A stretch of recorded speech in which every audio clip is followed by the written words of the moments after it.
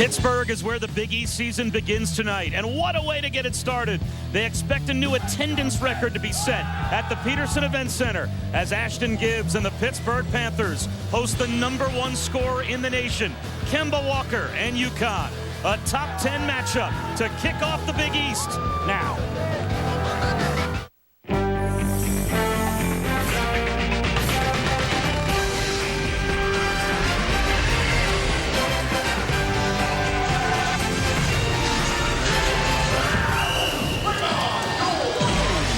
It's a gold rush at the Petersen Events Center here in Pittsburgh tonight. The Big East Conference season officially begins with a top 10 matchup. #4 against #6. It's Pittsburgh hosting UConn. Hi again, everyone. Bob Wischusen alongside Bill Raftery. Thanks so much for joining us. The first game of the Big East season. What an amazing atmosphere, but maybe not what we expected. We knew Pitt would be probably this good. UConn has to be a surprise being in the top 10. You usually wait to February saying this is an NCAA seeding game. That's what it's all about. I mean, two powerful teams. Kemba Walker has made UConn a real force. Great understanding of the game. He puts it on the deck. Great leadership qualities, understands his teammates when they need the ball. It always comes back to him. He breaks you down with the bounce. His ability deep is one part of it, but here, shake and bake, crossover, loves to go to a left. And of course, the understanding of when to do it. Then you throw on the other side, Ashton Gibbs, magnificent release. It seems to get quicker as he gets older. And like all good players, he starts to use the middle game. But any offensive rebounds, kickouts, they spot him. He gets the puppy sent and nails it. Take a look at the starting lineups first of all for the Huskies. Alex Oriaki last season had 1 double-double. He already has 3 this year. They love to get it into him, dominate, uses both hands well. And Gilbert Brown has been in double figures 8 times already for Pittsburgh. And coaches feel he's playing harder each trip. Dynamite, athletic around the rim. Brad Wanamaker starts alongside Ashton Gibbs in the backcourt for Pitt. He's been in double figures 8 times as well. And the legend, Jim Calhoun, in his 25th year at UConn, already second only to Jim Boeheim in Big East wins, #5 all-time in total wins. And Jamie Dixon, what a franchise he has now built here at Pittsburgh. He has had all of this success without having the high draft choices in the NBA that most of the other successful coaches in the Big East live off of. His problem is he's always in a hurry. He's in a hurry to get to 100, in a hurry to get to 200. 300's around the corner. It's a series that is given a slight edge to Connecticut. They lead 30-27 overall, but as of late, it's been Pitt that has had the advantage. They've won 4 of the last 5, 3 in a row. It should be a good one tonight. Sure. Bob Wischusen. Get him, he goes.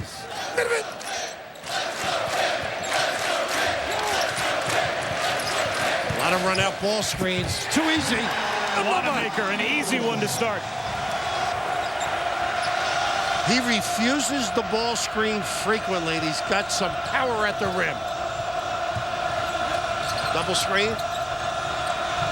Good hedge.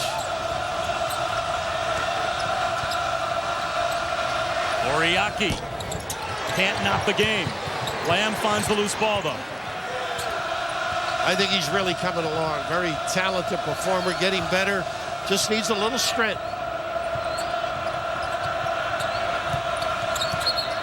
Walker through traffic, fouled on the floor. Wanamaker picks up the personal. You do a lot of games. All eyes are on this kid, Walker. When he has the ball, there'll be people assisting, pinching. You can't guard him with one guy. Well, we were at the shoot-around earlier today, and Jamie Dixon seemed to have a pretty clear game plan as to how he wanted to blitz Kemba Walker at times. Easier said than done. Well, he said you can't guard him with one guy, and that's obvious good advice. A lot of helping, a lot of assisting, and they jam to in case of penetration. Leaner by Walker, and the #1 scorer in the nation hits his first attempt.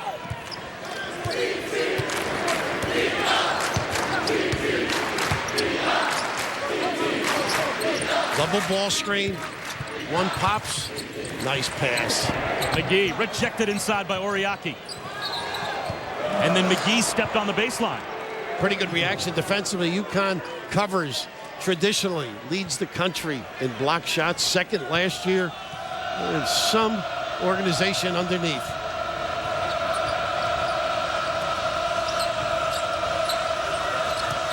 Nice use of the curl. That's what makes Lamb tough. Roscoe Smith a little too strong, and boy, if there's a typical Pitt big man, it's Gary McGee as he pulls down that rebound. Yeah, Roscoe's a guy that can step out and make threes as well. A little screen and roll, and finding his way to the bucket is McGee plus the foul. Boy, McGee reminds you of a lot of players at Pitt. They just keep getting better and better. Just a terrific feel of when to open up, and then they replace on the perimeter. So if you help, they kick it out. It might be Gibbs who nails the three. Jeremy Lamb called for the foul.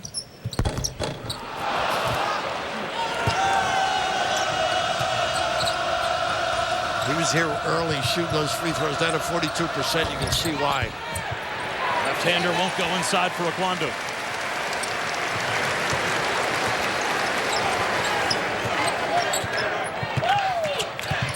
Ashton Gibbs finds a little room, rims it out. Offensive rebound for Brown, and he's fouled from behind. Roscoe Smith picks up the personal. That'll put Gilbert Brown at the free throw line.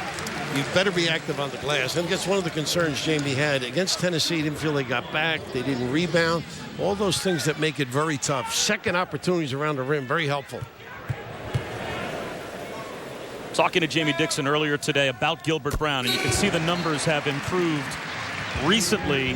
He had a hamstring injury that limited him in the preseason. He actually missed Pitt's 2 preseason exhibition games, and so he only feels as if Gilbert Brown is really himself as of about the last 2 or 3 weeks. Now, you watched him dunk today. I don't think it's a hamstring problem, do you? I mean, reverses and tomahawks, and you name it. But his whole game has developed, and he's been more consistent with his play.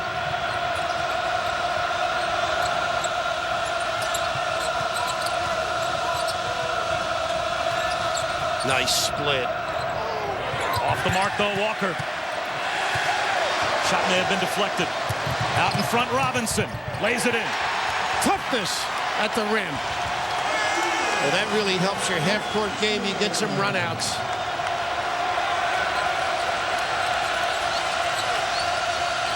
If he can hop out, knows how to play.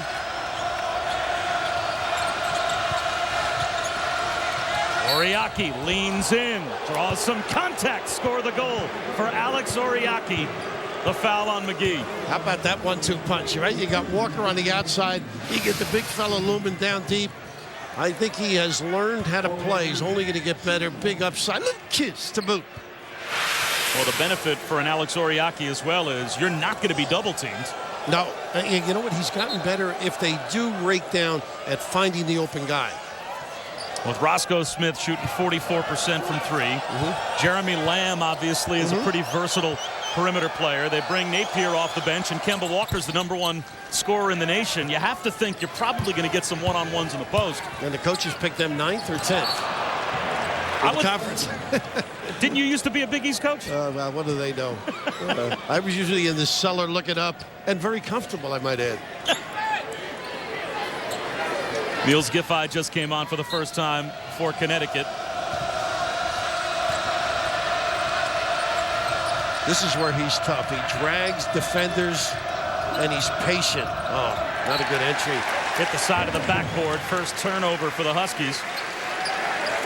I don't think post passing is his talent there. Do you? On that particular delivery, you got to work, bounce it in there, make it catchable. 2-2-1.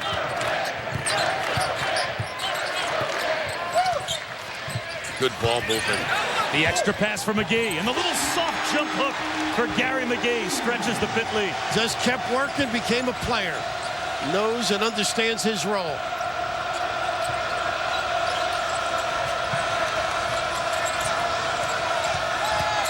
Walker trying to create some space with the left hand, can't get it to go.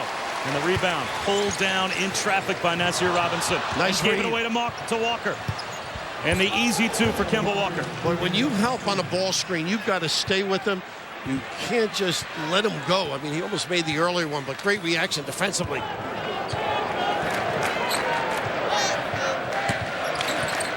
And a lot of doubles, and they use the screens. How about that? Is that pretty? Drawn up. JB. That's how you get the 200. Gibbs delivered. Normally, when you average 16.5 a game, you've got a chance to be the leading point producer in that game. Ashton Gibbs, 10 points a game behind Kemba Walker. Lamb rises up a little too strong. High in the air for the rebound is Robinson.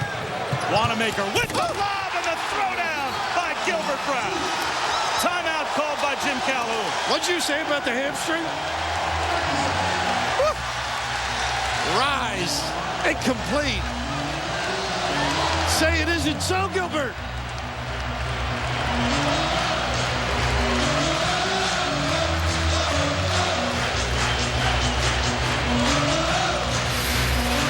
The reason Pitt wins, they run great offense in the half court. Very efficient. They'll bite you when the opportunity presents itself. The extra pass up the floor shortens it, and Gilbert looming tall. This kid has a big future. I think he gets a little bit better with that open jump shot. He's got all the other tools to be a terrific second guard. Well, 7 times Pittsburgh has played a top 5 team in this building, and they've won all 7. So this is a brutal place for opposition teams to come in and play. You can see 141-11 Pittsburgh in this building, 57-10. They've won 16 in a row, 47 of their last 48 at home. It's a tall order for UConn tonight. Now, this is where Walker has to take over a little bit. Run the offense, get good looks, be patient. Just creep back into the game. If he using the bumps on the baseline. Lamb lost control, taken away by Robinson. First road game, too. Connecticut looks that way, don't they? Even though they were in Maui. Trayvon Woodall hammered. And he'll go to the free throw line. It'll be the second foul on Jeremy Lamb. UConn scored the first 2, but it's been all Pitt over the next 4.5 minutes. This should count for more than 2, don't you think? Sit back, folks. You are going to see some beautiful things at the rim, Gilbert.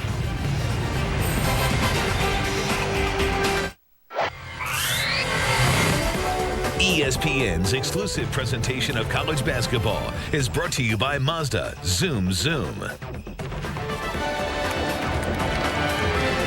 It is frigid outside. Happy holidays from the Steel City, but it is red hot inside at the Petersen Events Center. Pittsburgh doubling up UConn in this top 10 matchup. A little under 5 minutes gone by. Already Pitt 6 of 8, and all 5 of their starters have scored at least 1 bucket. Solid play. It all starts with defense. They understand how to play together. It's all about team. They don't need 20 points to win. They all give it up. They're extremely unselfish. And now UConn just got to get some semblance of order. Relax a little bit. A little tough early in this contest, so just relax a little bit. Run your offense. Don't be in a hurry. And out of the timeout, Trayvon Woodall at the free throw line. Jim Calhoun goes back to his bench. Shabazz Napier on for Niles Giffey. Aquandu sits down as well. Tyler Olander is in for the first time. And what that does, it keeps Walker off the ball. Nice back cut. A little double screen. They run some great stuff also. Walker for 3. In and out. Offensive rebound by Olander. Knocked out of bounds by Dante Taylor. So it will stay with UConn. Yeah, good save because Olander made a nice offensive position there to seal it.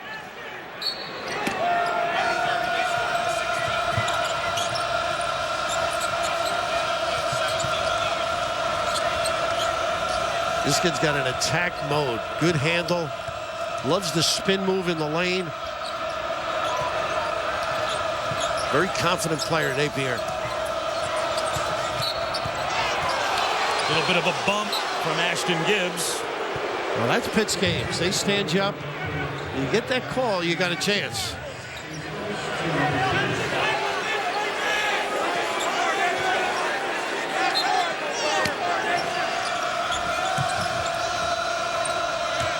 Each team with 3 team fouls here in the early going. That was the first on Gibbs. Rising and firing and knocking it down is Napier. He is a confident basketball player. He may miss a few, but he's going to take them. Only a freshman from Randolph, Massachusetts. He's been in double figures 5 times already this year. Coming off the bench. And now jumping out is Oriaki, and he picks up the foul. Boy, you hate to see a big guy get one that far from the rim. all set up, a little double on the other side. That's what Jim Calhoun was saying. Everything that Pitt runs ends with a double, a stagger on the other side. That's the second on Oriaki. And Jim Calhoun leaves him on the floor.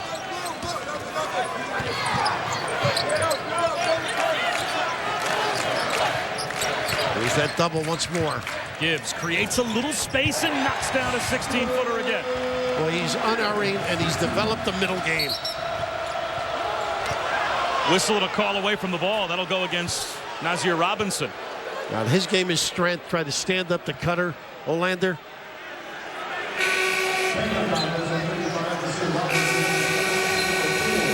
Both teams going to the bench early and often as well.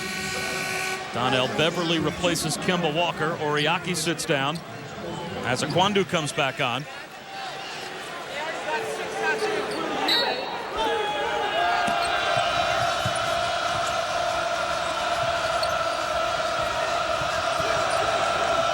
Napier likes to take over now when Walker is out.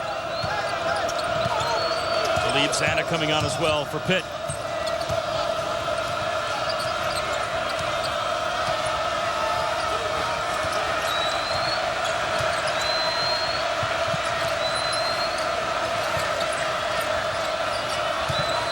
Shot clock down to 10.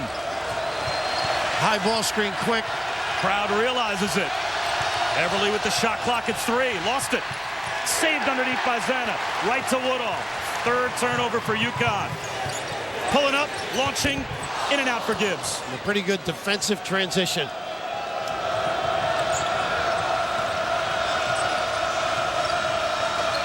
Now UConn's got to get some inside scoring, don't you think? Well, these are guys that can punish.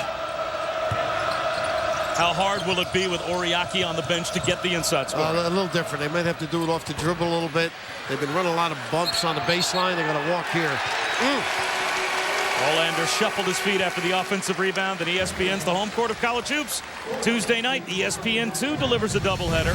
A Big Ten matchup at 7 Eastern. Number 13 and number 24 as Minnesota takes on Wisconsin. Then at 9 Eastern, it's North Carolina and Rutgers.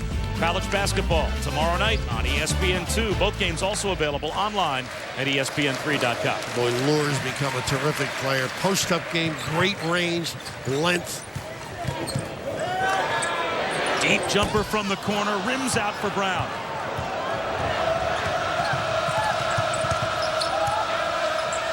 Kemba Walker just coming back on for UConn. Slow start for Connecticut, down only 8. Well, he really keeps the dribble alive, gets his feet square.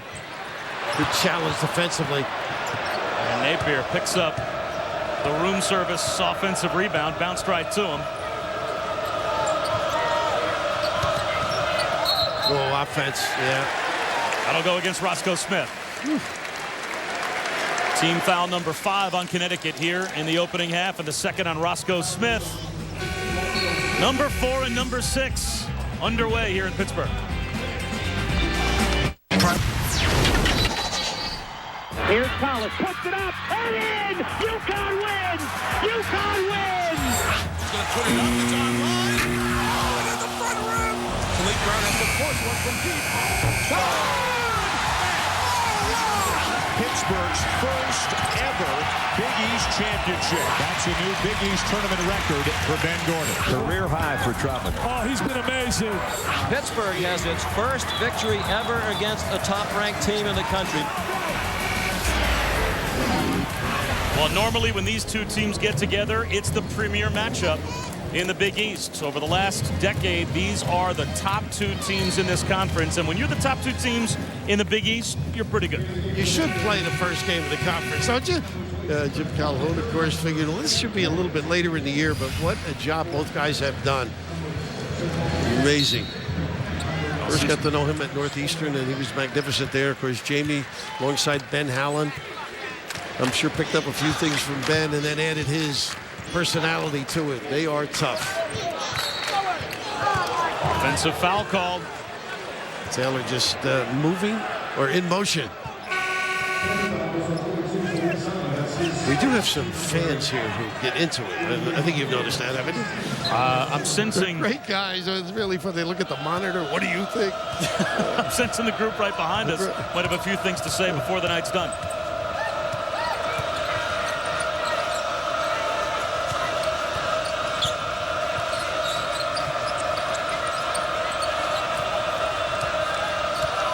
Holmes Daniel on the floor now. When he drives, he's a much better player, I think, for UConn. UConn's gone nearly 3.5 minutes without points. Although a hand check will be called on Trayvon Woodall. That'll be team foul number 6 on Pittsburgh. It's amazing the confidence that Walker has developed. You had mentioned on one of our inserts playing on that select team this summer, how he grew. So he learned a lot from the pros and how to be ready, how to be prepared. Jim Calhoun mentioned specifically he went up against Rajon Rondo.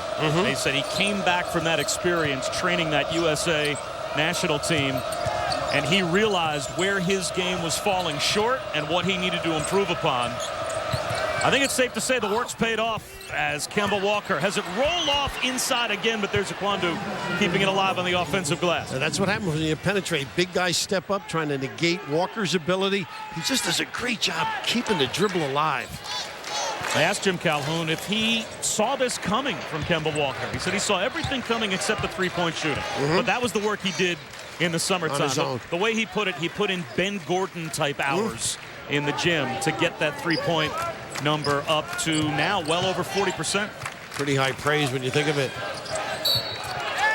Foul called on Kemba Walker, jumping over the top of Wanamaker.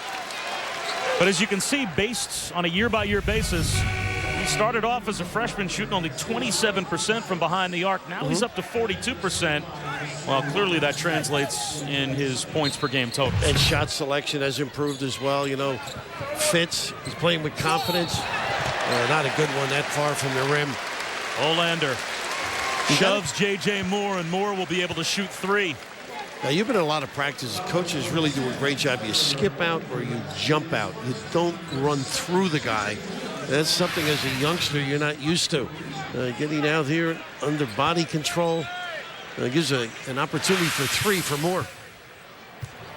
Giving me a lot of credit, as if hanging out with me at practice means that I pay attention. No, you at do. Practice. You do. You're looking for the insight into some of the personalities. I just can't get over what they've been able to do here in terms of a home court atmosphere, as well as good teams, good coaching. It's a happening. Well, they put 200 standing room only tickets on sale tonight in honor of Jamie Dixon's 200th win, which Pittsburgh got in their last game against American. And because of that, they expected to set an attendance record in the building tonight. And slightly over 13,000 most likely on hand to watch this game between number 4 and number 6. They're showing beautifully. You got to handle the high ball screen.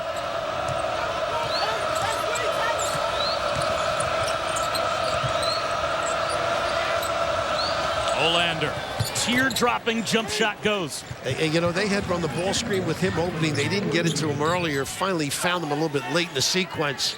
He can make that. They can run that to death.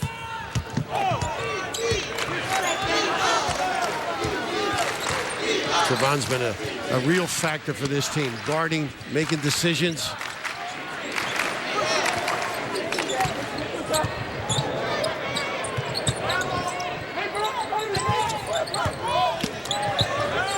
Robinson muscles it up. Can't get it to go. Kemba Walker comes away with the rebound. There's no break, and he reads it. Good play.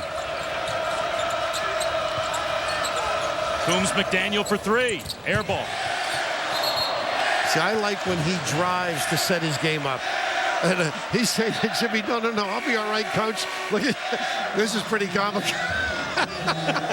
He tried to talk a Hall of Fame coach into saying that was the win. It impacted on my delivery. Coach, I'll be fine. I'd like to stay in. And Jim Calhoun gave them the, are you kidding me? I'm subbing for you. Get on the bench look. Sparky Anderson, the Captain Hook, you're out.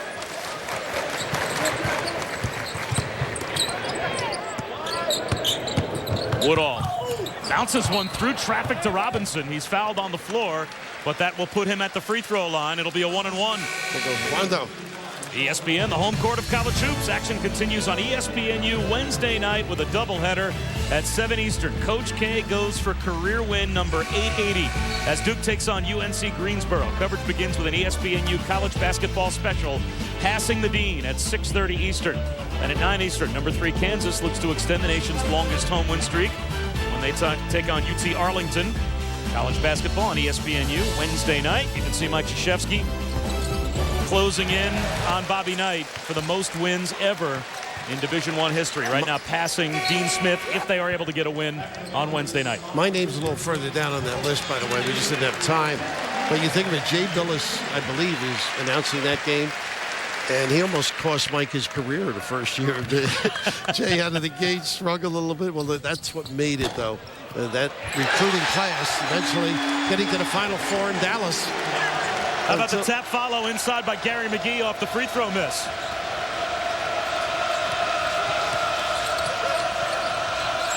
Largest lead for Pitt. It's in double figures for the first time. Oh, and nice. Walker takes a hard hit. He's smart. He's smart. He knew he had 2 guys on him. They were going to lunge. He has that Walt Frazier pump fake that he does so well. But this is just using the screen, and now he's got a trail guy and a guy helping. Just very alert. Great reaction. Gilbert Brown called for his first personal. Kemba Walker has been at 20 points or better in 9 straight games. Now, UConn has only played 10 games. So it's already the 3rd longest streak in UConn history. And against top 10 teams, averaging about 24 a game. I think it's Danielle Marshall has the record up there, right? 23 in a row, if I'm not mistaken.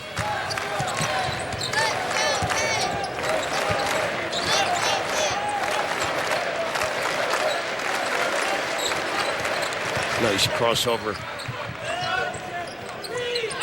They reverse the ball, make you play both sides. Robinson with a floater. They're thinking about a goaltend. Now they're going to call that a foul on the floor in the first place. So whether it was a goaltend or not is irrelevant. Olander called for the foul, so it will be a 1-and-1 for Robinson. 19 fouls now on UConn, 7 against Pittsburgh. I'm sorry, Bob. They cause matchup problems. Robinson is smaller, quicker. You get a bigger guy on him who also has strength to compete with a big guy around the glass. You throw Brown in the mix sometimes. It's a formidable group.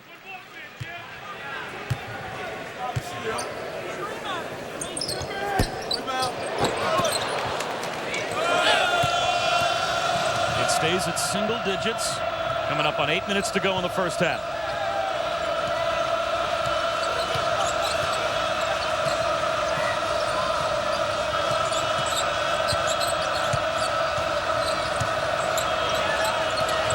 A little mismatch outside and inside. Walker lays it off and getting the soft bounce of Kwandu. That's his 2nd field goal. See, he recognized that, though. You a little side, Robinson on him, giving up 3, 4, 5 inches to him.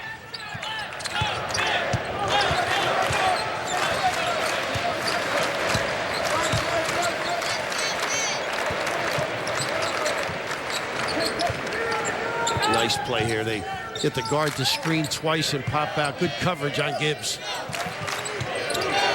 Shot clock down to 10.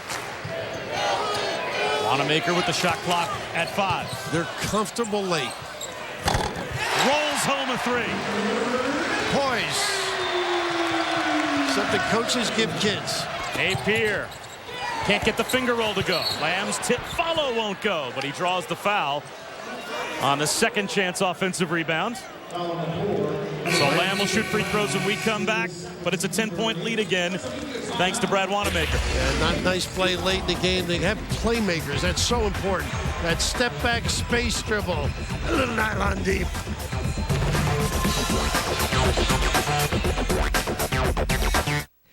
Jonathan Coachman back with a Sports Center in-game. Another Big East team playing tonight. The Louisville Cardinal taking on Morgan State. Look at Preston Knowles beating the buzzer at the half. Louisville rolling 58-28. And a game you can see over on ESPN right now, a big one in the NFC South. The Saints, Falcons, Atlanta can wrap up a first-round bye in the home field throughout the playoffs. Right now, they're scoreless in the first. Bob, Bill, back to you.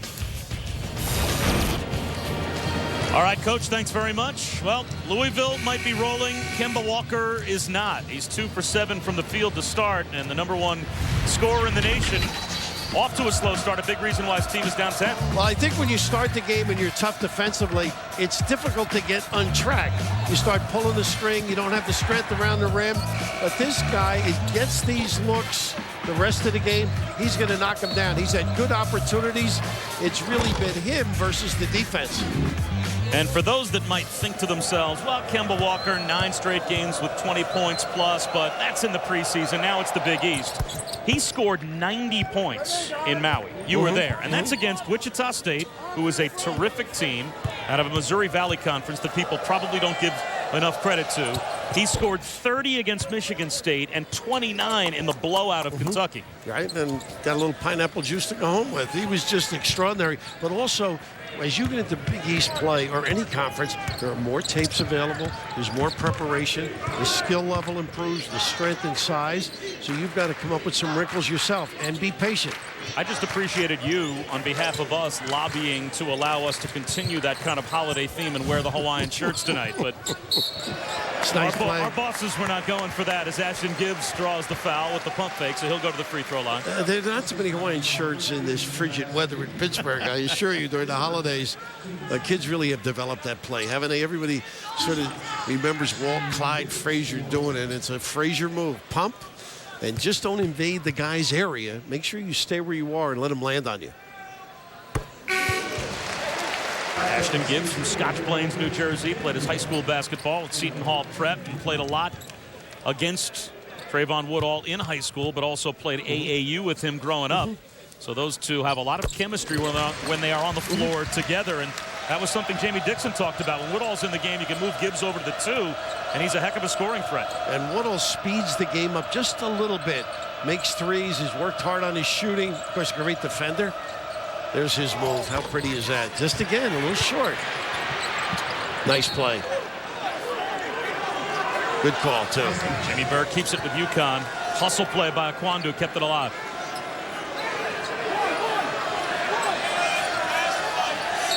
Here comes Woodall back in the game for Pitt.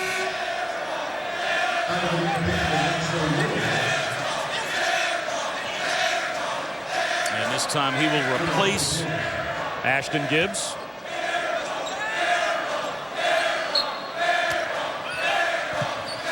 In case you're just joining us and you hear the air ball chant, that's from about 5 minutes ago. The student section didn't forget Coombs McDaniel's last field goal attempt. I think he will drive the next time he gets it.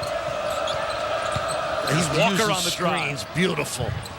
Olander couldn't hit, though. Got to make that. Great penetration and fine.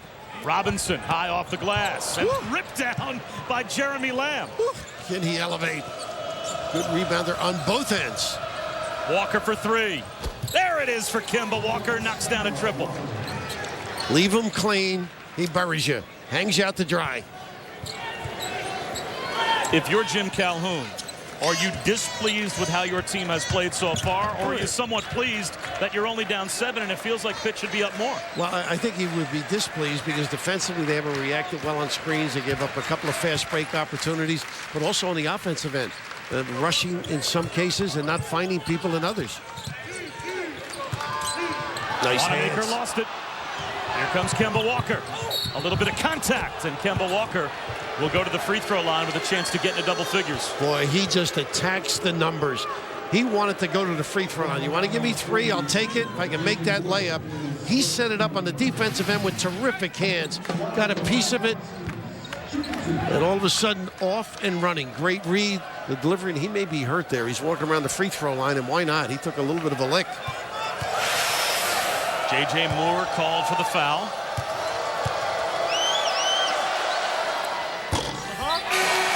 Kemba Walker, there is not much that he has not done well. An 86% free throw shooter, but he misses one there. Enish Wolf comes on for the first time, replacing Olander. And he's got some size, runs the floor, be a nice addition later on. He's learning the game, maybe not in the shape that Jimmy would like him to be.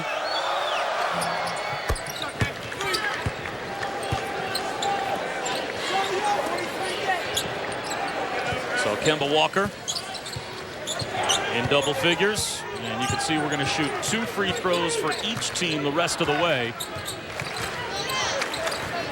Nice crossover by Woodall. Knocks down the jumper. And you saw Wolf show and then try and help on the shot. He really knows how to play. It was better offense that trip.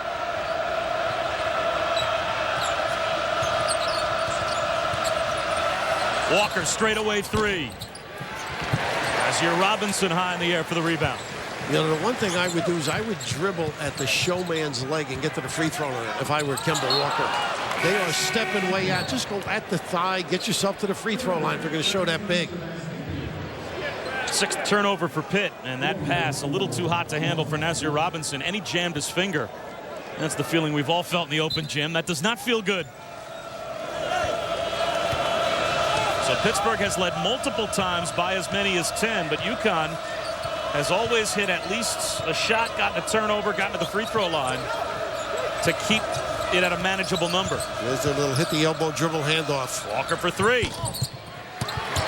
Robinson another rebound.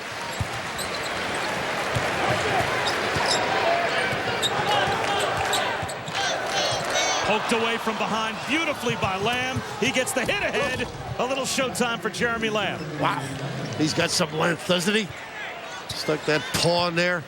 Got to protect it and push it ahead.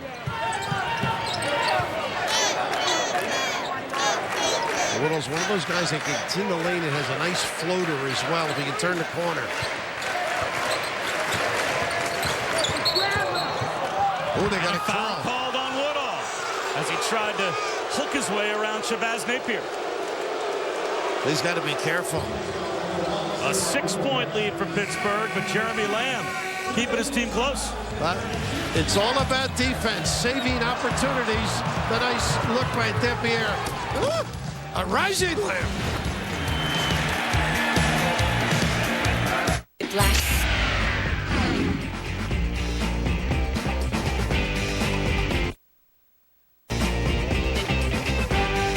Concern for the rest of the year. And then UT Martin, well, they've run up against number 2 Ohio State. We'll show you those highlights. And also, we go bowling. Air Force, could they win back-to-back bowl games? We'll tell you. That's coming up at the break. And right now, the New Orleans Saints up 3-0 Monday Night Football over on ESPN. Bill, Bob, back to you guys. All right, Coach, it's a gold rush tonight here at the Petersen Events Center in Pittsburgh. And an intense matchup to open the Big East season. Number 4 and number 6. UConn here at Pitt. And Kemba Walker got off to a slow start, but hit a big 3. His teammates responded. And UConn has a chance to take what was once a 10-point lead and draw possibly as close as 4, maybe 3. Shot clock down to 5. Lamb leans in. Blocked out of bounds with 4 to shoot. Now, UConn, in some ways, fortunate to be this close, but now they've got their legs, their confidence, their fouls under control, not a problem for them. Got a chance for a couple of dribbles and a shot. Walker tries to free himself, can't do it. That's an air ball and a shot clock violation. A nice shot by Gibbs, too. Very aware, good defensive stance, good control. When Lamb on the front of this zone, when he spreads those arms, it's tough to make a lane pass down the floor. So he poked one away earlier. 3 minutes to go in the first half.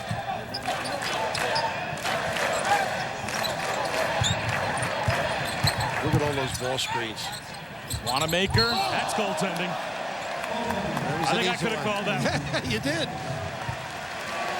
They just run a couple of things at you, and you don't show each time.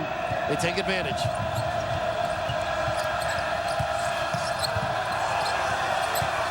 Walker through the traffic. Offensive foul called on Kemba Walker. That's on J.J. Moore at position. What a great step up defensively. Got in a little too deep and maybe trying to do a lot on his own at this point. That's the one thing he's done all year long.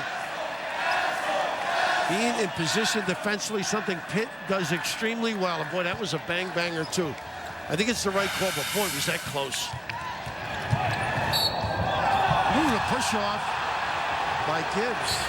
Now Gibbs called for the foul. And Jamie Dixon has his chance to make a case.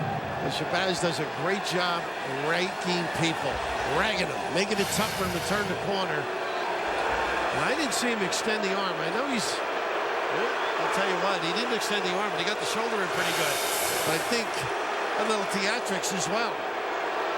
We've got two coaches that have resumes. We've got some officials that have resumes, too. That man, Jim Burr, has only officiated 16 Final Fours and 7 national championship games. His partners have combined for another 45 years of Division I experience and 24 NCAA tournaments as well at Corbett and Jeff Clark. So these guys have seen their share of basketball. One thing about Jimmy, though, there isn't a building he's liked in. Straight away, Napier. In and out for 3. And that time going over the back was Roscoe Smith. That's when you got to concede if you're Roscoe. That'll be the double bonus for Nazir Robinson. He'll shoot 2 at the other end, and that's 3 fouls. That's big. On Roscoe Smith. Well, ESPN's the home court of college hoops. Tuesday night, a doubleheader on ESPN2. First of all, the matchup in the Big Ten between Minnesota and Wisconsin leads it off at 7 Eastern. Then at 9 Eastern, Rutgers and North Carolina. College basketball on ESPN2 tomorrow night. And both of those games are also available online at ESPN3.com. So Roscoe Smith heads to the bench with 3 fouls. Coombs McDaniel comes back on. We've had 23 total fouls called here in the first half. That's the Big East. You know, you've got to come armed. I thought the point in the Big East was there's a lot of that contact and they don't call it.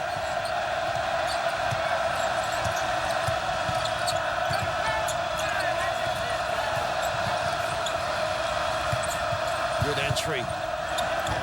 Trying to dump it down with the left hand and unable to at first was Kwandu, but Lamb with the tip follow. What a nice play. Lamb getting a leg up. That length. Well, the only thing Jim Calhoun said that Jeremy Lamb is lacking is that physical strength that he needs to have eventually in the Big East to fight his way through a screen over the top. You're going to get bumped in this league, obviously, but he's got all the other tools. Wanamaker. He's got a basketball body, though. That's what I like. Trying to flip it up backwards. Wanamaker another try, and this time Kwandu fouls him. Not sealing the deal on the glass. Jim Calhoun almost trying to nurse himself into halftime. Don't you get that feeling? You mentioned Smith with the 3 fouls. How about the rebound margin? What a year. Even. That is interesting, isn't it? Pretty competitive by UConn. 16-2. Michigan State, another one of those teams that gets a lot of rebounds. And Pittsburgh has had their fair share of terrific out-of-conference competition as well. If you think that that big rebounding margin is just because they've played kind of the weak sisters in the preseason schedule, their only loss is to Tennessee, but they've also beaten URI, and in the Coaches versus Cancer, they took out Maryland and Texas. Some pretty good clubs. Of course, Jim and Marge Dixon's son knows how to coach. He was talking about his dad coming in. Usually comes in for a week, gets a bunch of games in, and he taught him well, don't you think?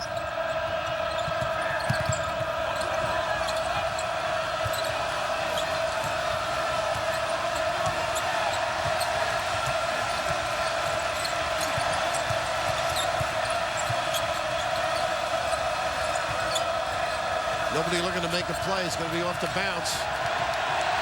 7 seconds on the shot clock. Napier rises. A long 3. That one's no good. Tapped around and in traffic, ripping it away is J.J. Moore. Here comes Wanamaker.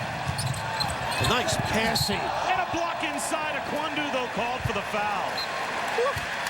Interior passing par excellence. A nice little smile by Kwandu. He thought he got all ball, but the kick, the patience on the offensive end, once you get it in there, it creates some damage. Nice little give off. Put Dante Taylor at the free throw line. That's the 3rd on Kwandu as well. So now Kwandu and Roscoe Smith both have 3. And Oriaki's been sitting for a while as well as he picked up a couple. So that'll bring Enish Wolf back in the game.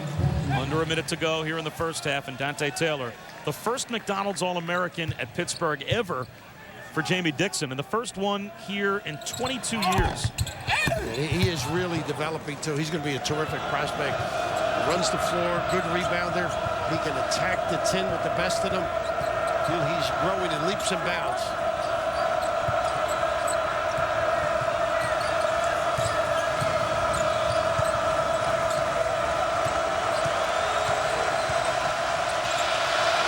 And see, without Walker on the floor, a little perplexed. Crowd going wild with the shot clock at 7. Lamb spins in the lane. The floater won't go. Tipped around. Lamb's got it back. Swiped away by Wanamaker. Taken back by Olander. They should hold it. Get the last one. Lamb instead from the baseline. Missed everything. Wolf back out. Down to 5 seconds to go in the first half. Offensive foul called on Niels Giffey. Great defensive closeout. Well, we were calling them Giffey and Maui. I'm glad you straightened me out.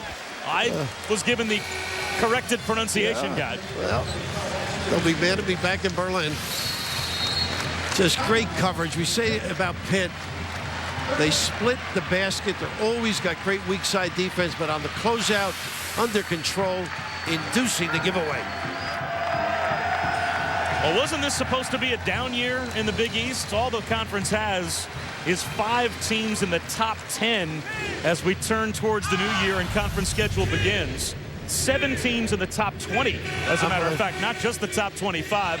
And look at what they've done so far this season. They've won 6 early season tournaments, 151-36 overall. Well, people didn't expect Georgetown. You had the Georgetown, Missouri game, I believe.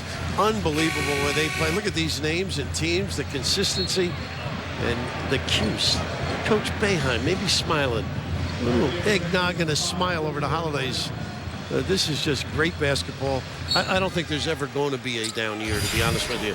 In the competition and the level of play, extraordinary. Turnover at the buzzer, taken back by Robinson, and he missed the layup right at the horn. And Giffey gets the stare down from Jim Calhoun as the teams head off to the locker room at halftime. 3 of 12 in the first half overall for Kemba Walker. 10 points. He got some points at the free throw line. Gibbs also a quiet first half, but the Petersen Events Center, anything but quiet. Pittsburgh with the lead at halftime. Now we go back to the studio and join Jonathan Coachman, the halftime report. All right, Bob, thank you very much. And speaking of anything but quiet, Jonathan Coachman here in the studio alongside my good friend Adrian Branch. The UConn Huskies, they have some work to do, my friend. Kemba Walker, as you just saw, only 3 of 12 from the floor. He has 10 points, does lead UConn in scoring. Your thoughts overall in the first half? Not bad. Not bad for UConn. They're puppies. This is their first dance in the big stage. Kemba Walker has not scored and dominated like you like, but they're still only down by 3 possessions. I would take that on the road. For Pittsburgh, business as usual. Steady as a rock. They're at home. The crowd is excited, and they're steady basketball. Now, I like what the throw ahead, when you get Gilbert Brown involved, that's what he likes to do, a highlight. That gets the crowd involved. That gets Gilbert's motor going. It plays like that also expanded the defense. He was able to get a charge on Kemba Walker. It's always nice when a plan comes together, isn't it? You said before the game, Gilbert Brown needed to have a big first half, and he's had 4, but it's really the balanced attack for Pittsburgh. Absolutely. They don't care who gets the glory. When you win, you all go uptown together, but look at everyone making contributions. That means all 5 positions and the bench have been given positive productivity. You'll take that all game. We just saw before the end of the first half how good the Big East has started the season, and it's time to tee up one of our favorite segments. We like to call how AB season. Get it? Now, UConn, Pittsburgh, you would think that both would go a long way in the postseason. Big picture, how do you see these two teams? Well, it was interesting. Coming into the season for UConn, they had more questions than answers, and it was in 3 areas. One was in leadership. The other was chemistry. And the other thing, they were poor shooting it from the outside. This year, they've answered all of that with Kemba Walker. He has been phenomenal with the leadership, with the shooting, and being one of the best players in the nation. For Pittsburgh, they had more answers than questions. They had battle-tested veterans. They had leadership, and they have an attitude of expectation that they're going to be the toughest, most resilient, the most consistent team in the nation. Having said all of that, both teams should do well and make their fan base proud for the work that they're putting in. You said before the game that Pittsburgh's boring. When you have 8 San teams Antonio, or wake me up. eight players Coach, wake me up. Wake me up. Boring. When 8 players score, that's kind of boring, but it's also very effective basketball. So UConn and Pittsburgh so far, 9-point lead for the Panthers at the break. When we come back, we've got some other top 25 hoops. Ohio State, that young man, Mr. Sullinger, how has he fared tonight? We'll tell you and show you when we come back.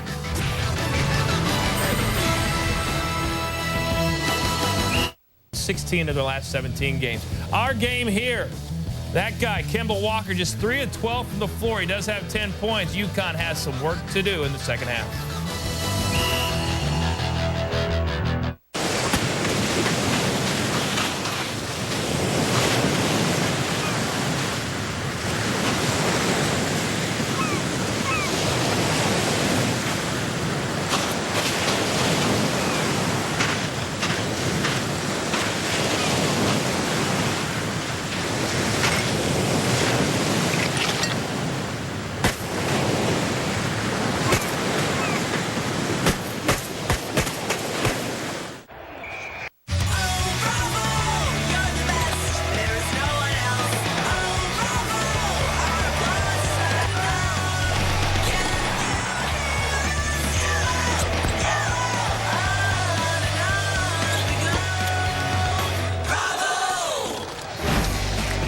What a way to begin the Big East season. Number 4 and number 6 set for the start of the second half, and it's a 9-point lead at the break for number 6 Pittsburgh. Pitt led by 10 3 different times in the first half, and a big reason why, well, they were able to get to the free throw line a heck of a lot more often in the first half than UConn. You can see for Connecticut, more 3-point attempts than free throws taken, although for Pittsburgh, they were out-rebounded in the first half. Bob Wischusen and Bill Raftery set for the start of the second half. What does it tell you, though, that UConn struggled to get to the line as often as they did in the first half? Well, one thing, Walker got some clean looks. That's dangerous for Pitt. But I'm sure Jim Calhoun, being as feisty and competitive as he is, we are getting out-hustled, out-banged, and not as physical. We got to get in this game and get started right away. Pitt takes it to you, you've got to counter. Pitt will always take it to you in this building as well. The largest halftime deficit that Connecticut has faced this season, as they are one of the few unbeatens remaining in college basketball. Underway here in the second half from the Petersen Events Center. Again, Pittsburgh is 141-11 overall inside this building. And this student section jumping up and down right behind us is a big reason why. Oriaki muscles his way inside, fights for the loose ball with Gary McGee. And McGee, a force. And that's exactly what UConn has to come out and compete.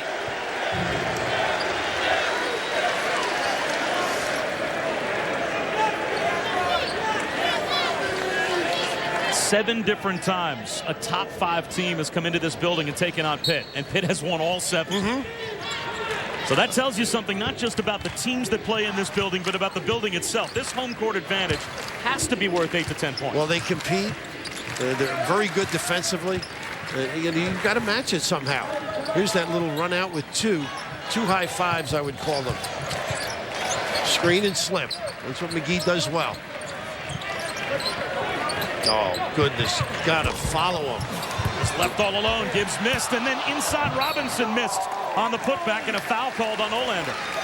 And you wonder if that foul was called on Tyler Olander as much because Robinson lost his balance and fell as it was that Olander got a piece. That's his third, and he'll have to go right back to the bench as Jamal Coombs-McDaniel comes back on for UConn. Now, part of it is showing yourself on the glass. You got to be competitive. UConn normally very aggressive around the 10. Brown left alone in the corner. Can't hit the 3. There's Offensive another rebound by McGee, and he's fouled. That time Shabazz Napier got inside and got a piece of the wrists of Gary McGee. That's how you win at home, by the way. I mean, you attack the glass like that. Don't take any prisoners. Agwandu comes back on, replacing Oriaki. There were 26 fouls called in the first half. We've already had a couple called here in the second half. Nice pass. Floater dives right behind the rim and falls through for Robinson. Gibbs just has a way. Drag 2, knew somebody was open. Robinson.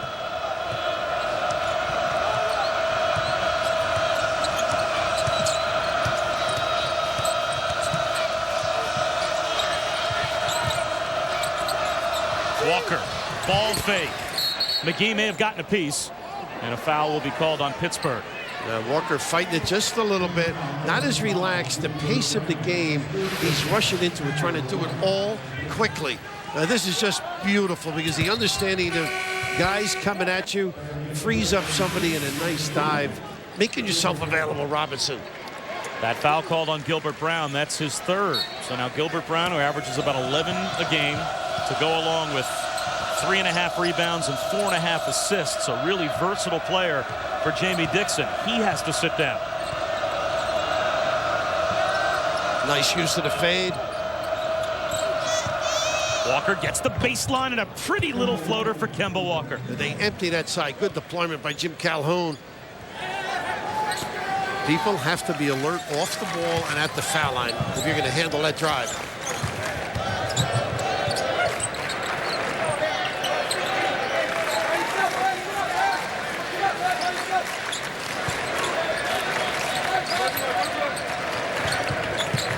Wanamaker lost his balance. Good job by Akwandu to recognize, jump in and tie up Wanamaker, and the possession arrow gives it back to UConn. Got a little fisticuffs in there. Everybody protecting their teammate. Just a really good use of the screen. You can just see nobody in here. They got to be really alert to help out. Clear out. Deft floating touch by Kemba. 12 points for Kemba Walker. He averages 26.5 a game, #1 in the country in scoring, and Jeremy Lamb will go to the free throw line. It's tough to handle guys coming off curls like that. Little post rub. Sometimes you have to take a shortcut. Some coaches teach the trail, and you get there a little bit late. Now that's the shooting hand. You got to be closer if he's coming back into your face. Well, Jim Calhoun has a little history with Jeremy Lamb. Jeremy Lamb's dad, Orlando, played for VCU, and back in the day hit a last-second shot to knock a Jim Calhoun-coached Northeastern team out of the NCAA tournament. I'm shocked he recruited him. I think he held it against him a little bit. I think he might have gone a little harder on Jeremy Lamb in practice a few days than maybe he would have, although I don't know if Coach Calhoun lightens up in practice against most of these guys.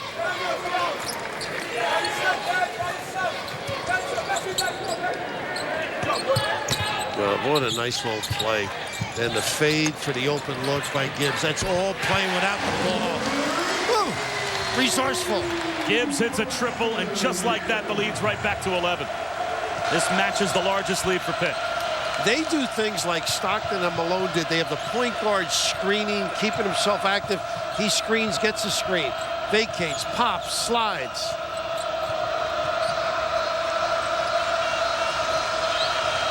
Kemba Walker backs it out and takes the shot clock down to 10.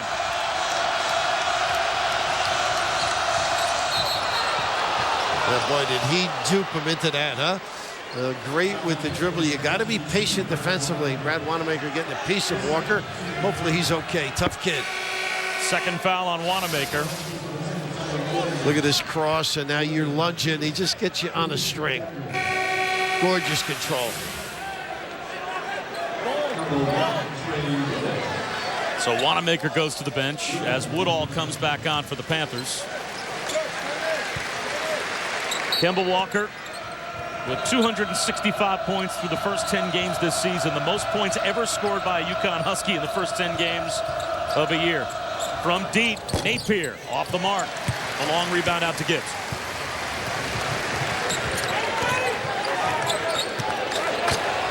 Gibbs for three. Dixon thought he was bumped. Walker attacks, flips it up, plus the foul. A chance for a three-point play for Kemba Walker. Well, all coaches say stop the ball. He's so clever in transition. People bumping into one another, don't recognize. See McGee looking for some help. Everybody's got the head turned. And how about this dipsy-do? And a chance for three. Kemba doing it. Second foul on Nasir Robinson. And already 14 fouls now on Pitt here through the first 3.5 minutes of the second half. I mentioned free throws, the disparity. You got to get to the line, get some easy opportunities. Well, Kemba Walker began slow.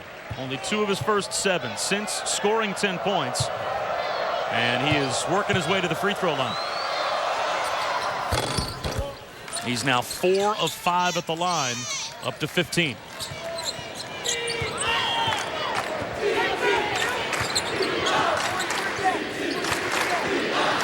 He's got a tough assignment playing Gibbs as well. Gibbs keeps you moving, does a lot of screening. Here's a little stagger for him. Look at this. Tough. Peace. No question, Akwandu came out and got the block. McGee off the loose ball, muscles it up and in.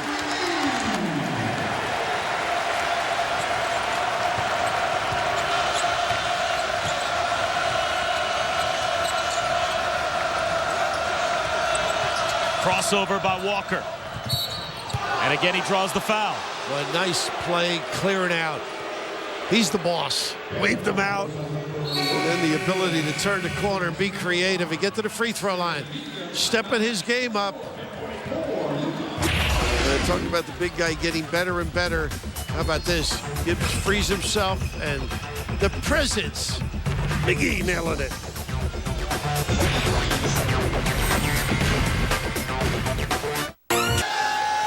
Bob Wischusen, Bill Raftery back here in Pittsburgh. A 10-point lead for Pitt, and Bill takes us inside the play. Well, Ashton Gibbs, just not another pretty face. He's very active and creative. Here, the down screen, they have a lot of options off this. Here's the bump, and now, what can he do? If he curls, he can do 1 damage. The other, he reads the screen, and the help man fades to the corner, and it's a tough cover. And when you shoot, as he does in an unerring fashion, you are tough to compete. Now, one area I think, Bob, we were just chatting about off air, quicker release. That jump shot that was blocked, he had a perfect opportunity to nail it. And good defensive reaction by UConn. Ashton Gibbs was the Big East's most improved player last year as a sophomore. It's the 6th Pitt player in 11 years to be most improved in the conference. Now, what does that tell you about Jamie Dixon when every other year he's got the most improved player in the conference? Well, it tells you they evaluate talent very well, and they get kids who buy in and have work habits that are incredible. And we were talking today, there's some kids that may be sitting out this year or don't get in the game, that all of a sudden they end up being factors because of the work habits. Off the steal, maintaining possession is Donnell Beverly for UConn. Now, Beverly can bite you deep, but he's pretty good at getting in the lane as well.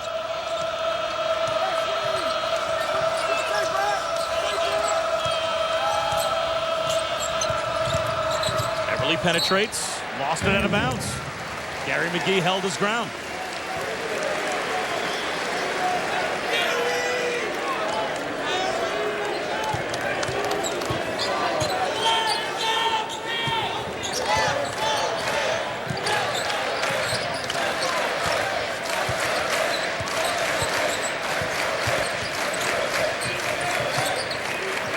McGee really begs well.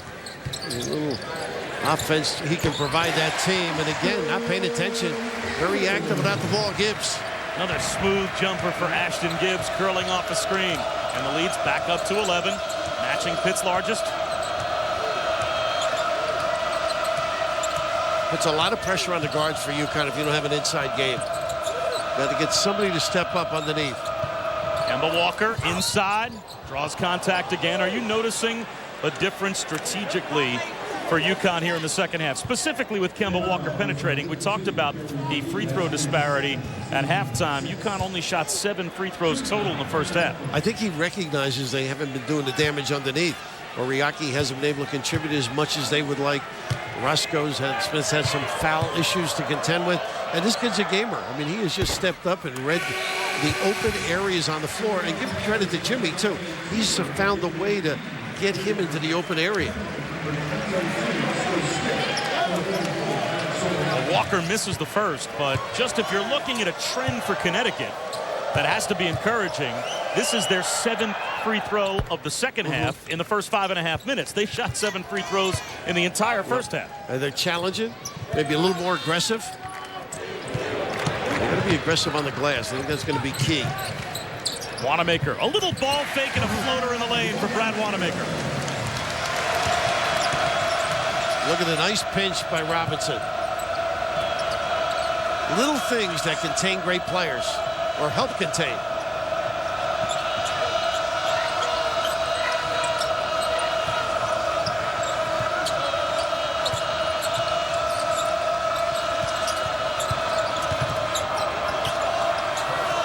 clock at 10. Great defense by Wanamaker. Walker with the shot clock down to 5. Kemba Walker for 3.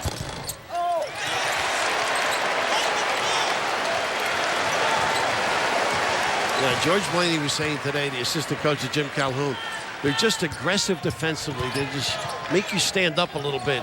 Little bump, nothing illegal. Wanamaker with a floater. That won't go, but he draws the foul. So Brad Wanamaker, slow to get up, actually still on his back under the basket. He'll shoot free throws after being shaken up. And will step aside. Pitt with their largest lead now at 12, 13:40 to go.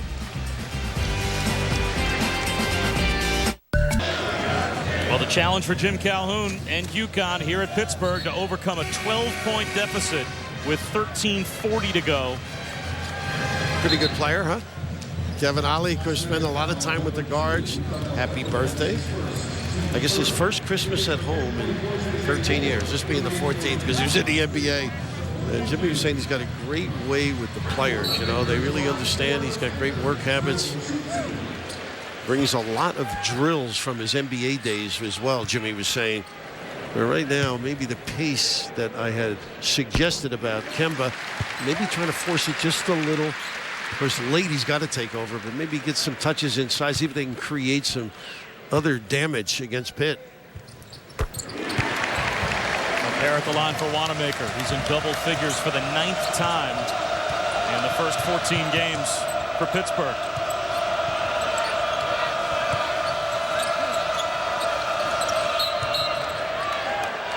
Foul called against Pitt underneath. ESPN's the home court of college hoops. Tomorrow night, it's a doubleheader on ESPN2. First of all in the Big Ten at 7 Eastern. Number 13 meets number 24 as Minnesota heads to Wisconsin. Then at 9 Eastern, it's North Carolina and Rutgers. College basketball on ESPN2 Tuesday. Both games available online at ESPN3.com. Already, this is with Moore picking up his third, a 1-and-1 for UConn. 13:28 to go in the second half, and that's the 7th team foul on the home team. They even called Roscoe's name out much because of those fouls in the first half. He's a guy that could help. He can step out. As we take a look at the free throw numbers by half, obviously Connecticut has picked it up already with more free throws in the first 6.5 minutes of the second half than they had in the first half. But Jim Calhoun, talking about Roscoe Smith earlier today, said they had him at the 4 in Hawaii, where you were. They've moved him now to the 3. Do you notice a difference in his effectiveness offensively? Well, he gets involved a little bit. Nice pass. Transition throw down by Dante Taylor. How about that? Robinson with a great bounce pass. You know, I think it's difficult because Pitt plays such great defense. I'm going to whether he's the power forward or the small forward. Just depends on where he gets the touches. He screens and rolls. He can make the deep one. I've seen him attack off the dribble, particularly from the right side to the 10. Ooh, dump it in there. Shot clock at 10. Napier for 3. Off the mark. Another rebound inside for the sophomore Dante Taylor. Boy, he is tough on that glass. Nice screen. Turnover, though. Shaken up behind the play is Walker. Forcing the action at the other end is Roscoe Smith. Check that. It's Akwandu that's shaken up behind the play. What a great play by Kemba. Most guards would stop. They got hopefully okay in the backcourt. Taylor made a great screen and tried to split it with the steal. But Walker never gave up on the play. Ended up with the rebound. Let's take a look back at the Pitt turnover and where Charles Akwandu got shaken up. Now look at Taylor with that screen. He is amazing. Ouch. Oh, look, got kicked in the shin a little bit, huh? That was shin to leg on the crossover by J.J. Moore. Look at this screen. Ooh, check the chicklets. Nothing worse than that bone on bone. So with Akwandu going to the bench, Alex Oriaki comes back on, and Kemba Walker back to the free throw line to shoot 1-and-1. Yeah, you look at this roster of Connecticut, they are a young team.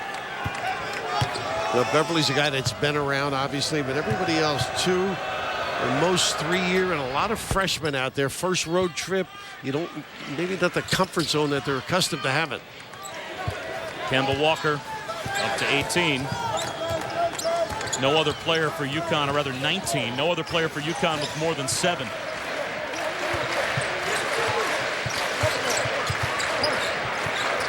There's that double once again. Much better coverage, Napier. Gilbert Brown. Reverse layup by Nasir Robinson. Boy, they manufacture points by being unselfish and active. What a nice look by Gilbert. He can soar with the best of them, but he also has a feel.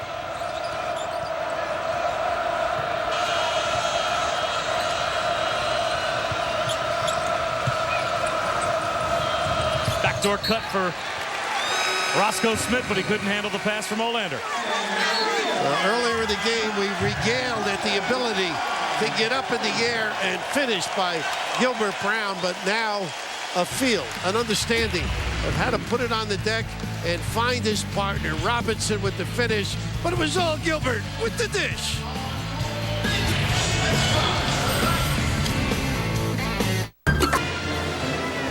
Equaling the largest lead of the game for number 6 Pittsburgh over number 4 Connecticut, 54-40.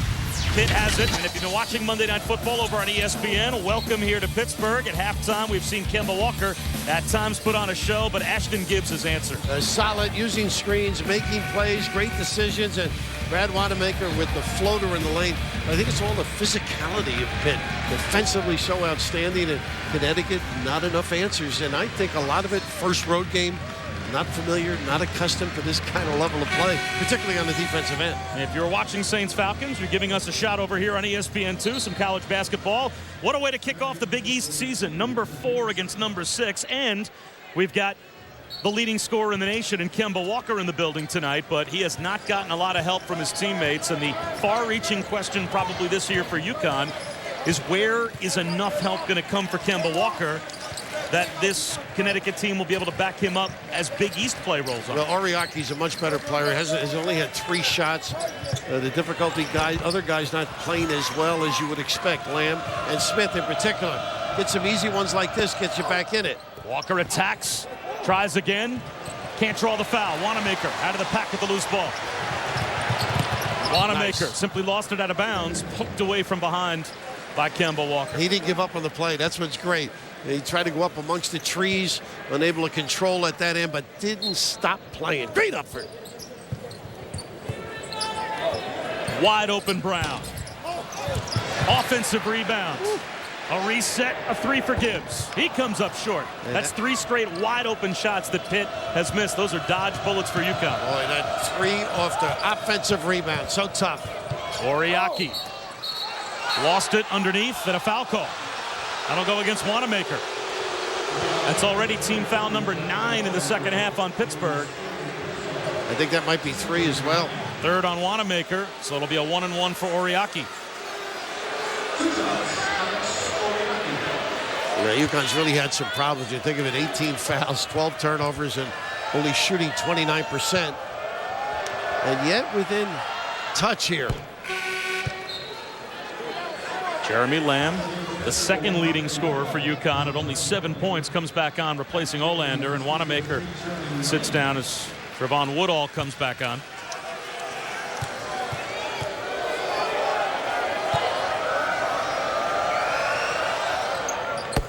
A pair for Oriaki, the lead back down to 12, but UConn has been behind by double digits most of the second half in a building where Pittsburgh is 141-11 overall, including 7-0 against the top 5. I love this play where they back screen the point. This is their motion kind of set. Pretty good reaction.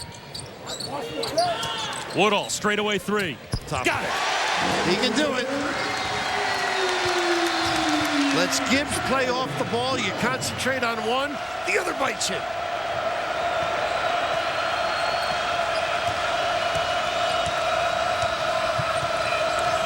Nice double for Kemba.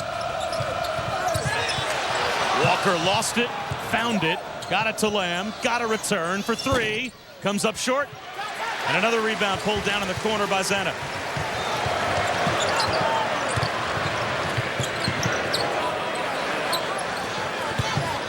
Boy, great activity off the ball, isn't it, Bob? They just keep you moving. Makes it very tough to jam and help. Gilbert Brown, a long two, comes up short. Lamb the rebound. Napier, tough. Nice little shake and bake, draws the foul, and he'll shoot an automatic two. Gilbert Brown will be called for the personal. How quick was that? Whew. Actually, they called Talib Zana for the foul. And it didn't look like Talib Zana was that close He was to in the Shabazz zip, Napier as he went down. he was in the zip code, wasn't he? He may have just bumped him at the top of the key. Oh, either way, it's going to put Shabazz Napier at the free throw line to shoot an automatic two. It's the double bonus the rest of the way for UConn. Pitt's now got 10 team fouls to only 3 for the Huskies in the second half. And this might be UConn's best chance to get back in the basketball game, right? I mean, you're going to shoot foul shots the rest of the way. Clock stops. You can do some damage getting your defense set. Jimmy not happy on some of the rebounds, unable to snare them. Well, if you keep shooting like this for UConn, no field goals in 7.5 minutes, you are not going to beat Pittsburgh on this floor.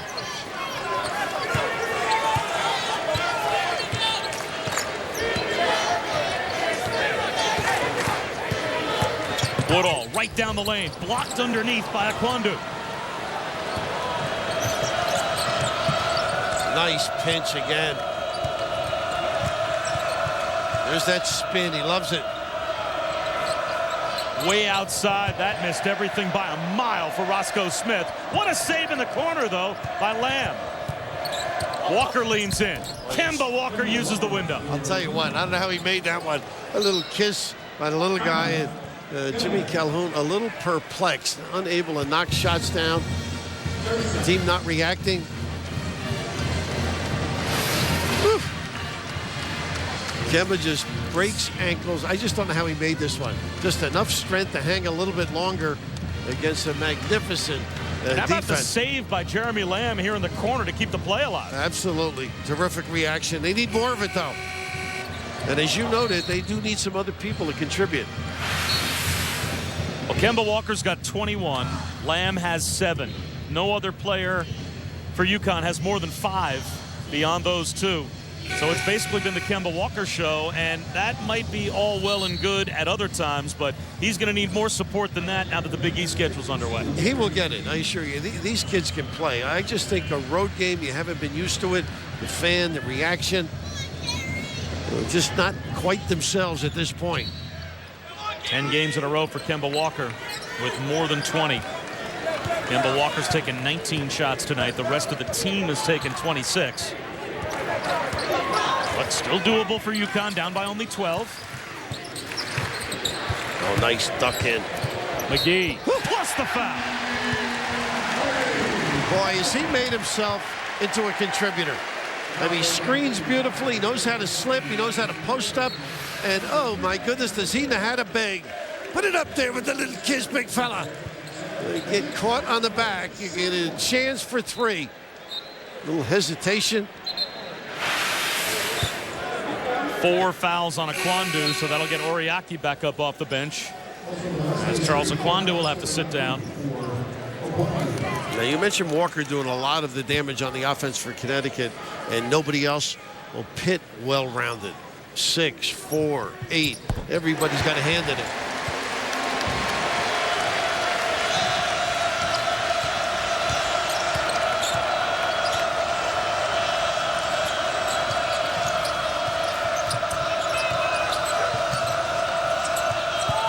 Walker, hesitation jumper, and it goes. Boy, strength to stay up.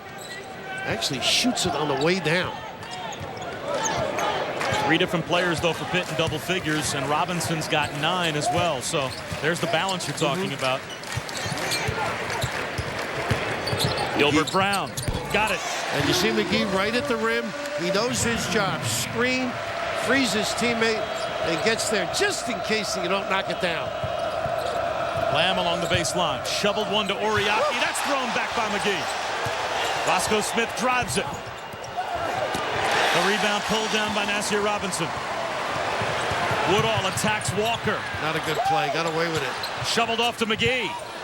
An extra pass. Robinson blocked inside by Oriaki.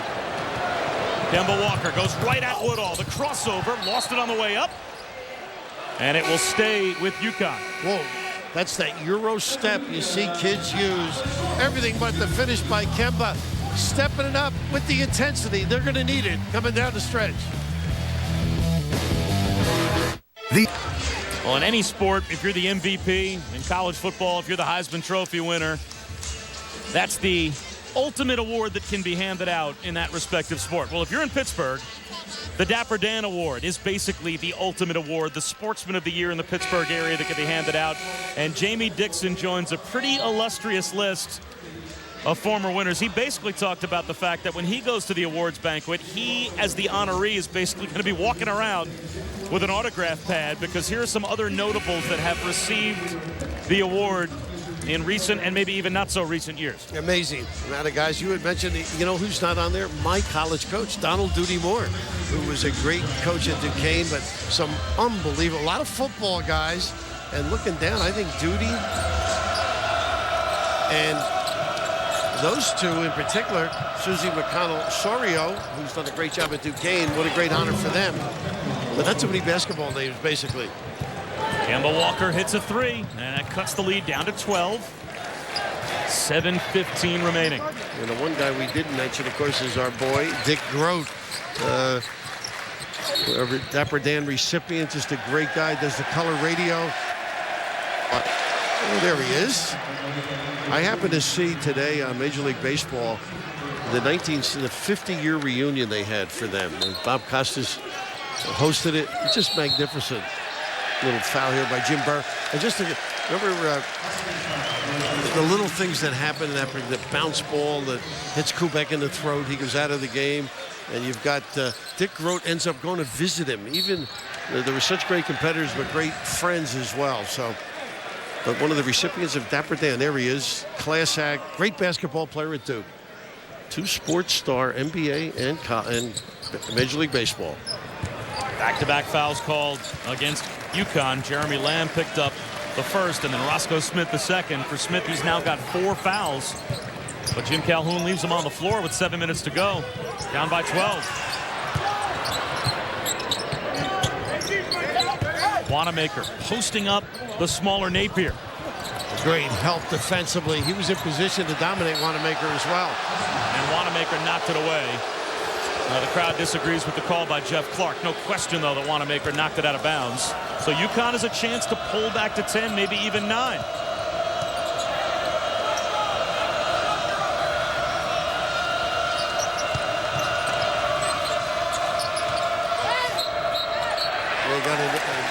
They got Walker underneath with Woodall. Tremont frustrated him just a little bit.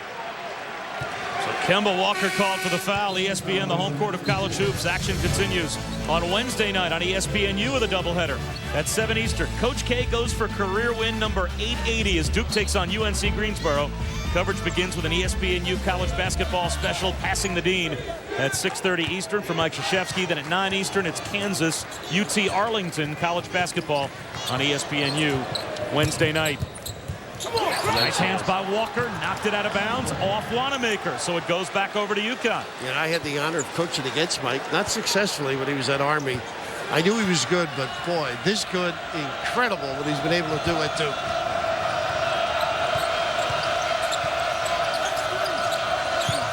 Nice Kemba fade. Walker floats to the corner, 3 on the way. He's got it, and it's back to a single-digit deficit for the Huskies, and a timeout called by Jamie Dixon. Is he a tough cover with the ball? Dynamite. Without the ball, off guard, he is sensational. Just really using the screen here. He's got the double if he wants to come over the top, but the fade sets it up. The cross-court, get the puppies organized. Able to convert from deep. And a tough cover. Little bit on the double, but he go over the top unsuccessfully. Bob Wischusen and Bill Raftery here at the Petersen Events Center in Pittsburgh. Looking back at our Star Watch, Kemba Walker up to 26 tonight. He's got half of his team's points. Ashton Gibbs, part of a much more balanced scoring effort for Pittsburgh. But if you're Jim Calhoun, down by 9, at one point down by 15, if the rest of the group isn't playing as well, is it simply Kemba Walker, shoot us back in it if you can? Or do you have to try at some point and get these other guys involved? Can you win any other way? I think you can get him involved, but make sure late it gets back into his hands. Let him do the dominating. Under 6 minutes to play. Shabazz Napier does a terrific on-the-ball defensive job. Underneath it goes. And a foul called on Oriaki, and that will now be a 1-and-1 for Pittsburgh. Team foul number 8. Harry McGee will go to the free throw line.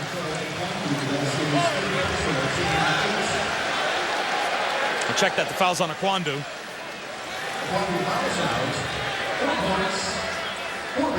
And that'll be 5, I think, on Akwandu.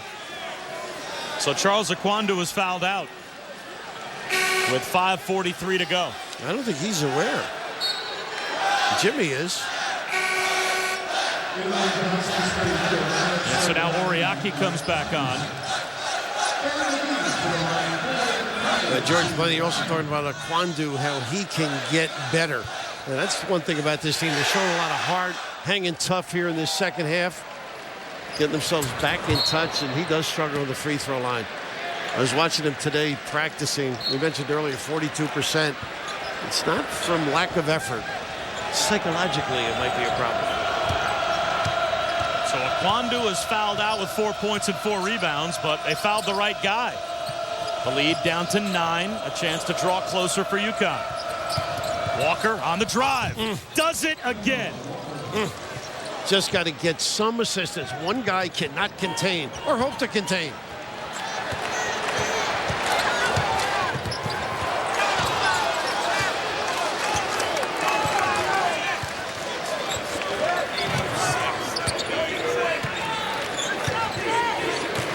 Pittsburgh has not scored in 3 minutes. Nice split. Wanamaker breaks the trend.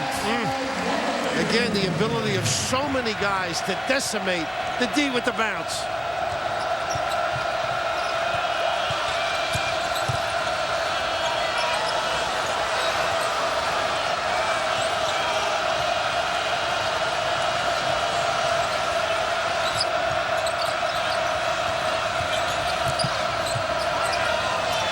Get 5 from the corner. In and out for 3. Out of bounds off Connecticut. Now, we've seen some terrific guard play, but the ability to blow by with some strength and the acumen to finish at the rim by Kemba Walker, and Wanamaker again, the physical presence to dominate around the rim.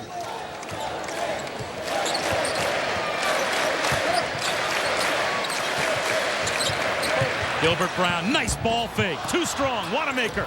The stick back won't go. McGee kept it alive, but it ends up with Jeremy Lamb, and here comes Kemba Walker. Right to the bucket. And scoring. No, it's tipped up, and it won't go down. Lamb straight away for 3. Nice McGee, another rebound. Big time rebound, big fella. Boy, Lamb had a great look. Nice steal by Walker. And he tracks it down in the corner. Launches a 3. Well, McGee hustling, isn't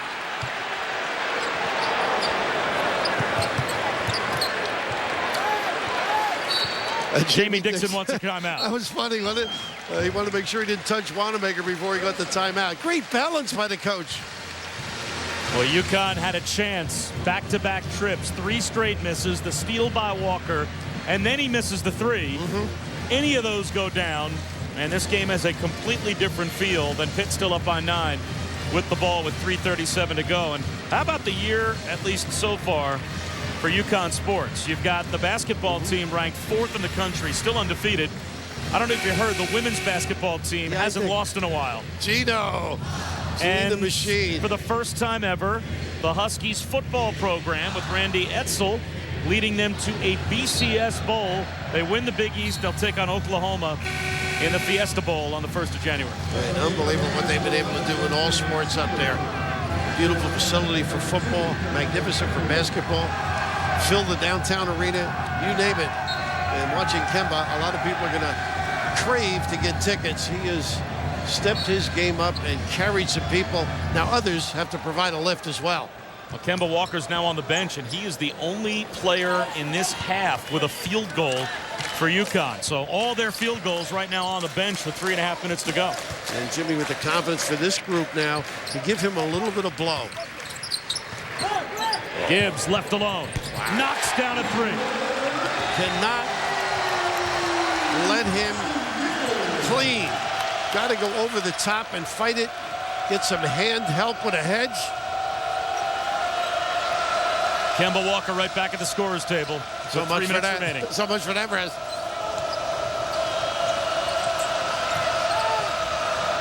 Napier hits. Wow. Woo, a 3 as well. Running off the ball, getting a nice bump and collecting the feet. A little giveaway here. With 2:49 to go. UConn with that 3 by Napier gets it back to single digits. Kemba Walker set to come back on. Can UConn find a way to get some complimentary scoring for Kemba Walker and get over the top? How about this guy? Unabashed, nailing one from deep.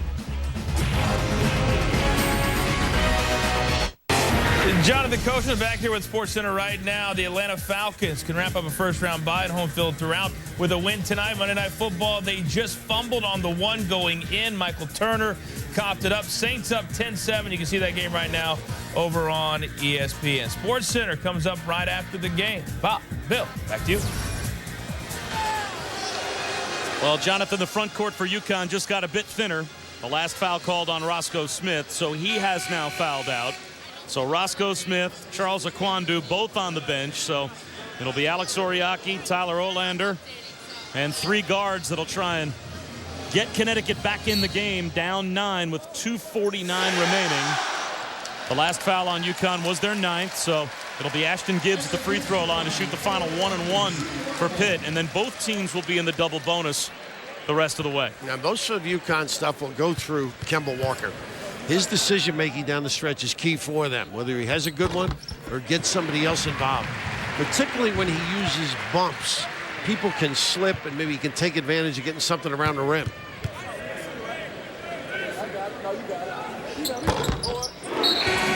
There for Gibbs. It's an 11-point lead. Woodall comes back on, replacing Gilbert Brown. Yeah, have you noticed that Walker and Gibbs have just played? No nonsense. I mean, like a nice mutual respect for the capabilities of one another.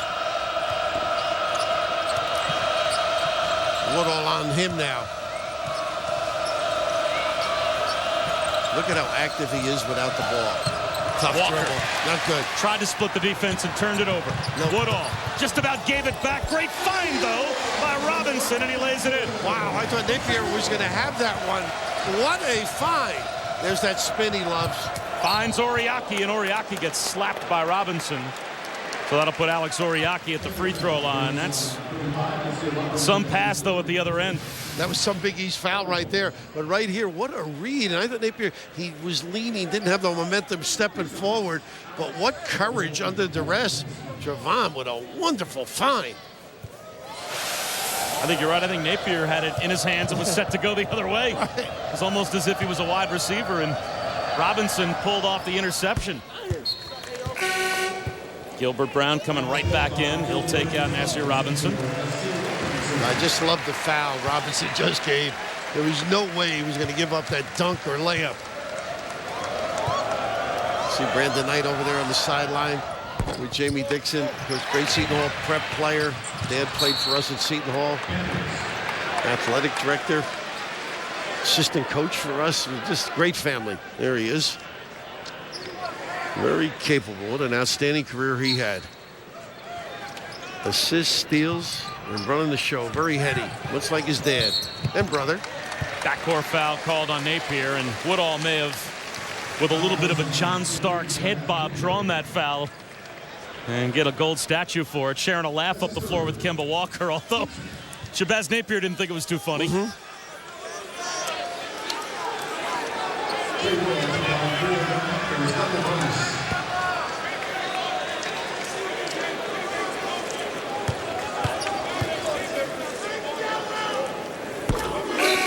Woodall now has 8. And Jamie Dixon's team 2 minutes and 16 seconds away from moving to 8-0 all-time in this building against top 5 teams. This is where top 5 teams of the polls come to die. Yeah, exactly. And Woodall, one of those guys that can run the point, let others play off the ball. I love the way he picks up charges defensively, too. Just a very alert kid. Kemba Walker lost it. Oriaki found it, and he'll go back to the free throw line. Those are the ones you really got to finish. Up strong. Bumped by Gilbert Brown. That's his 4th.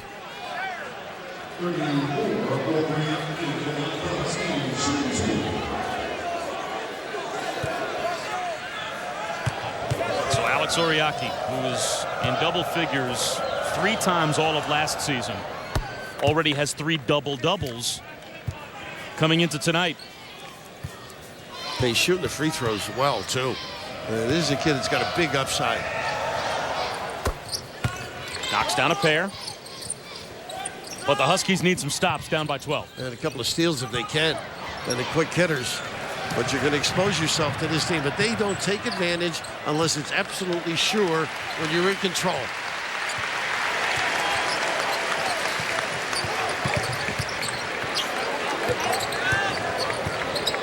And they win because they know how to put people away, too. Get it down under 10 before you do any damage. Shot clock down to 8. Wanamaker split the defense. Found Woodall in the corner. A little too strong, but run down by Gilbert Brown. Yeah, you got rid of it. Well, the shot clock did not reset. And they're going to go over to the scorer's table. There's no question that the shot from the corner by Woodall caught the back edge of the rim. Got a piece. So the shot clock should have reset on the rebound in the corner by Gilbert Brown. No quite hit the far side. You can see the change in direction. We could hear it. Yeah. Our microphone picked up the contact. Right. It was pretty loud. 3 good officials. What a tough game to start the year. Both teams in the attack mode. And boy, that is punishing when you're behind. Give a club another chance on a reset. Well, the other night, I watched Georgetown on the road at Memphis just dismantle a younger, less experienced Memphis team. When Georgetown plays Pittsburgh this year, that's a very interesting game to watch. You want to talk about 2 incredibly well-coached teams. As now Giffey picks up the foul, so that'll put Ashton Gibbs back at the free throw line. But they don't make a lot of highlight reel Sports Center top 10 type of plays. They just beat you. They do for my age, people. You know what I mean? They're just magnificent back cuts and passes. All can deliver it. They read the defense beautifully. Well, I think all the rest of us that are also in the neighborhood of 38 to 42 would appreciate Thank you. I'll take that. the play of John Thompson III's team as well as Jamie Dixon's team. But you mentioned something, though, their experience. And that's one thing some of the UConn guys aren't under the gun. And they will get better at it.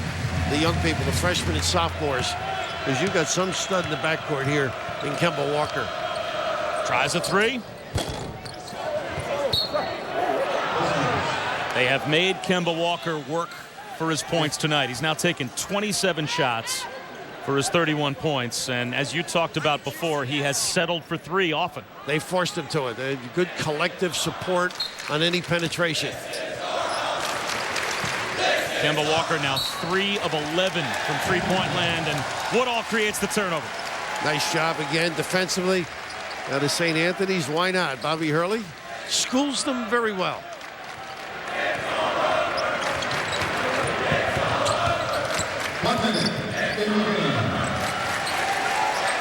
Well, 201, huh? Not too bad. And the 142nd time out of 153 games that Pittsburgh will win here at the Petersen Events Center. Very unselfish team. Find people who can deliver. Gibbs for the money. That's the cherry on top for Pittsburgh. It has become a blowout over number 4.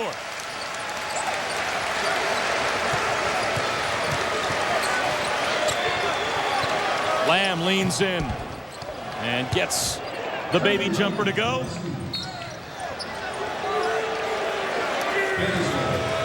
Down to the last 21 seconds. That ball was kicked out of bounds by Olander.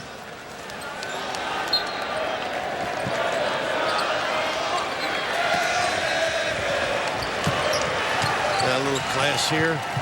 Run it out. A lot of mutual respect. Down to the last few moments, a chance for the Pittsburgh fans to celebrate. Pretty good effort, wouldn't you say? Great preparation defensively. Well, the Petersen Events Center with Jamie Dixon at the helm. It's the place where top 5 teams, as you can see, go to die. 8-0 all time at home against the top 5 in the poll. And a convincing win for Pittsburgh over Connecticut. A team win, wouldn't you say? They got so many guys who can contribute, and he's applauding those guys. And this is a tough building to come in. Good team, well coached, and they compete. Kemba Walker at 31, no other UConn Husky in double figures. 4 players for Pittsburgh in double figures, and Woodall had 9. A very convincing win for Pittsburgh over Connecticut. Once again, our final 78-63. Pitt wins it. For more on this game, you can tune into SportsCenter, which is coming up next. This has been a presentation of ESPN, the worldwide leader in sports. For Bill Raftery, I'm Bob Wischusen. So long from Pittsburgh. Stay tuned for SportsCenter.